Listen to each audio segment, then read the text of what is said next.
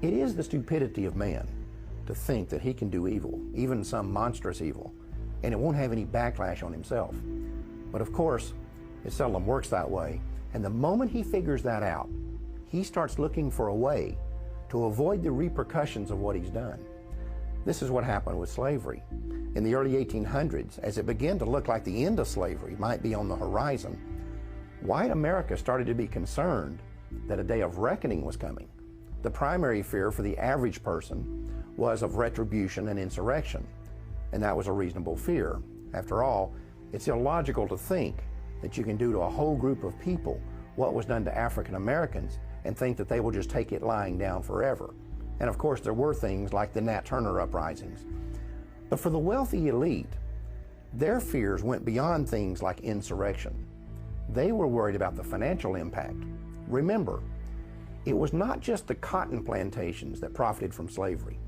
Whether you're talking about the banks or the insurance companies, the railroads, even the newspapers, the fact is that almost every aspect of the American economy was at some level or another invested in the slave business.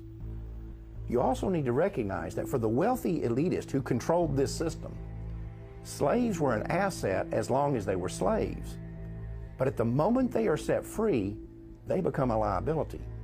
And what the elite knew was that the end of slavery would instantly release 4 million people into the economy who had been kept uneducated and effectively unemployable anywhere but the cotton field. The other fear that these people had was intermarriage between blacks and whites would lead to a loss of racial purity. The question was, what were they going to do about it? And their initial thought was that they would just send all the slaves back to Africa. This plan was called colonization, and it had broad support among the wealthy elite.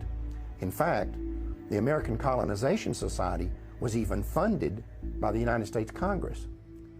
But in the end, colonization proved to be unworkable, and the idea was eventually scrapped. But about that same time,